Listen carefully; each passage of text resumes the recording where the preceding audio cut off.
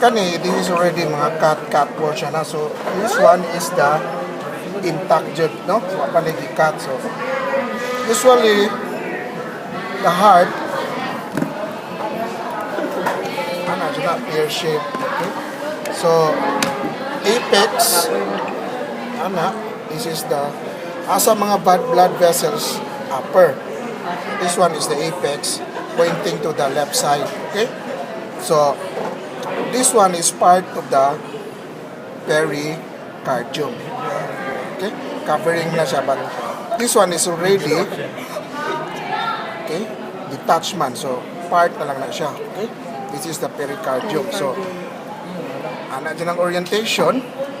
So, this would be, somewhere here is the right atrium, right ventricle, then the apex, usually the left ventricle.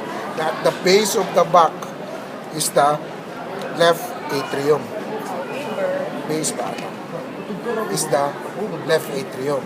Okay? So, and this one here are the big vessels. Okay?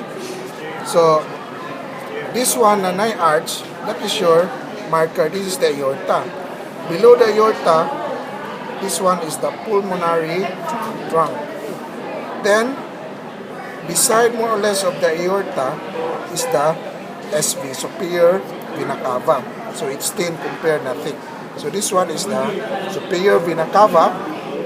Then, opposite somewhere below is the inferior vena cava, going also to the left or to the right atrium.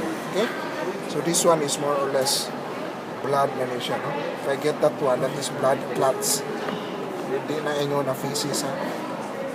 So, that one is the blood that accommodates in the atrium. So, I get that one out. So, openings, this opening here is for the superior vena cava. This one is already cut, superior vena cava. Inferior vena cava. And there's a small opening here. This one now is for the coronary sinus. So this one is the coronary sinus. So naapo na yung blood clot in the coronary sinus. So that one, this is basic. So this one is part of the coronary sinus. Okay? Kana, under sinus. So major opening. There's a blood clot. Blood clot. Blood yun na siya. So, going to the, that's the coronary sinus here. Okay? Then the opening here now, going there, so the right ventricle is not yet open. So, at least now you know that this is the right atrium. Now, inside the right atrium, this one here is somewhere here is the auricle, but it's already detached. So, the auricle is the leaf-like. So, this one now is the auricle. Ako na nag-emphasize dito because this one is already destroyed. So, this one is the right auricle. Naada left auricle? Yes, this is the left auricle. Okay? Here lies.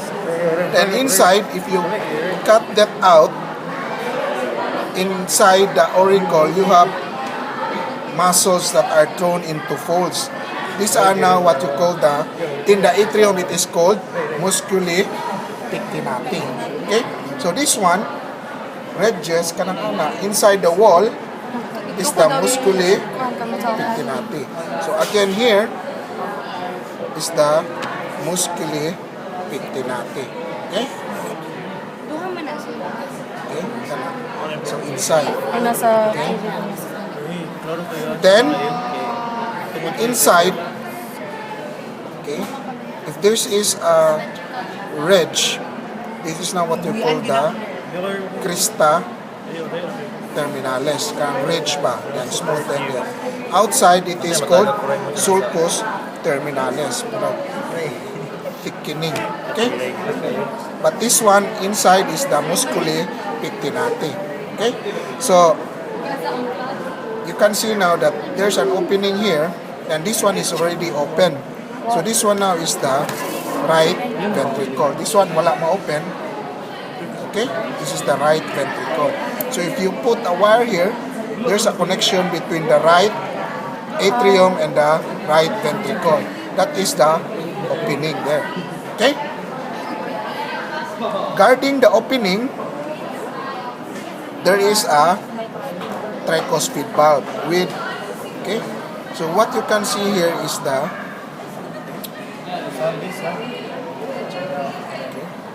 this is the papillary muscle supposedly attached there. Then the end part of that is the chorda tendineae.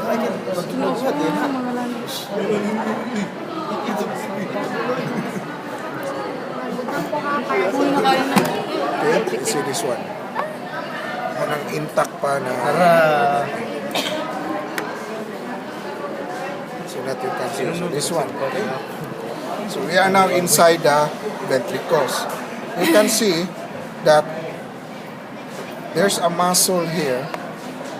Then at the end of the muscle, there are thread-like structure. No? Thread. So that thread-like structure is what you call chorda tendineae. Huh? But the end part of the chorda tendineae, this one, is the papillary muscle. So if that would be tagged on the upper part, chorda tendineae. So teach ha, tanang akong naadiri, you teach others also. Okay, phone seat ko mo. Okay, so chorda tendineae, then papillary muscle. Then the other muscles found at the ventricle, kaniyo kita kasam thrown into ridges and folds. This is now, if that would be tagged like that, this is now the trabeculae carneae. Kana mga ridges. Kaya kung in the atrium, it is called musculae pectinate, but here, trabeculae carneae. If that would be tagged, trabeculae carneae. But this one is part of the trabeculae carneae, but attachment to the kuan, that one, that is still a muscle, but specifically the papillary muscle. Some would ask, where is the moderator band? Moderator band is like just like a trabecular carneae, but it crosses from this septum. So this septum separating the right and left ventricles, there is what you call interventricular septum, no? Asa man dapat do? Wala, kanan ba, division. Division sa duha ka. But if there's a muscle going here, going to the anterior, wala na diri. That is what you call the moderator band. Mura na siya papillary but not attached to the chorda tendineae. It is crossing the ventricles. Part na sa conducting system. So sometimes if it would be cut na, the moderator band is already cut also, no? Because So balik. more or less that's what's inside. But the openings in the right ventricle going here, this is now the pulmonary artery. So that one, okay, pulmonary artery, guarded by caps. So what are the caps here or the valve? So okay, so that one is the caps.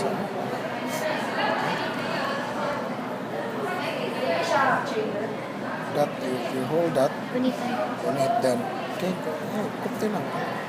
Then that would be the caps. Okay, semilunar. So that would be the infundibulum, smooth. Then going to the pulmonary artery guarded by this. So 3 in numbers, ani. 1, and apo this side anterior. Okay, so if that would be tagged, that one, pulmonary valve.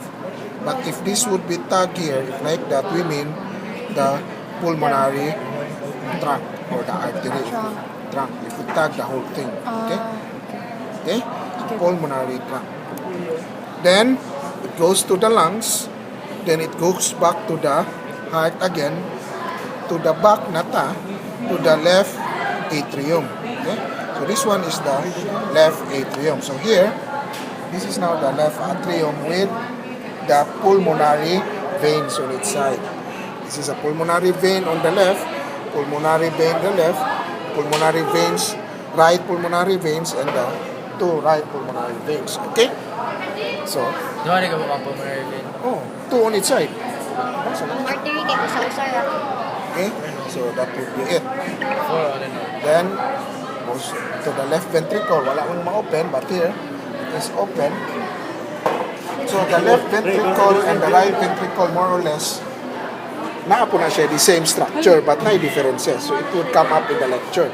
So the mitral valve, you have also, what is this? Kanang cord-like structure, ano? Chordae tendineae. And it ends up also with the papillary muscle. Just like also on the right. So right and left ventricle, naa siya chordae tendineae, naa po siya papillary muscle. Pero you must know the difference na mas daghan ang right kontra sa left. Pero haraman. Two cups siya. Okay? Then after the left ventricle, it will be pumped out now, goes to the aorta.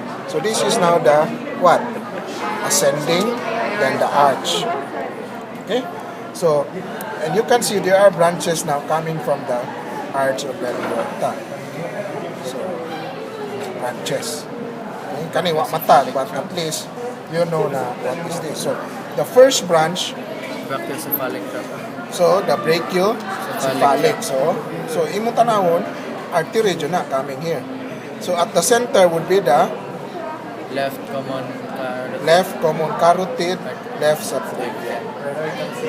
This one is already cut. Supposedly, you have branches there. So we'll try to see specimen now with the branches of the brachiocephalic. So this one. So what is this again? Cephalic. Left common carotid. Left subclavian. Then if you see the brachiocephalic, mo divide siya into two.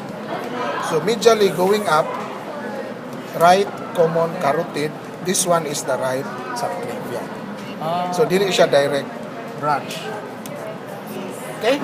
So ang brachiocephalic will branch out to right subclavian, right common carotid.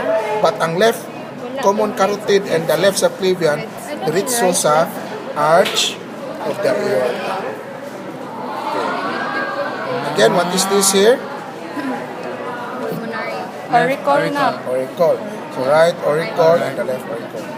Then you can see here underneath the auricle, the blood supply to the heart, no? So for example here, you can see the coronary artery. Kaning gamay, Dok. So underneath, namay specimen na klaro. So this one. So coming from the ascending aorta, this is now the right coronary. Okay, going to the right. Ang left coronary, underneath gihapon, underneath the pulmonary kuan, this one now is the left coronary artery. Some would ask, what is this branch? I mean, left anterior descending. There are other tags. Left anterior descending or the LAD. Okay? This one is the circumflex humeral. Okay, kana.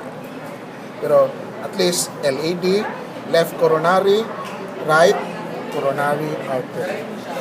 And you ask me, where's the kuan in this specimen? Where's the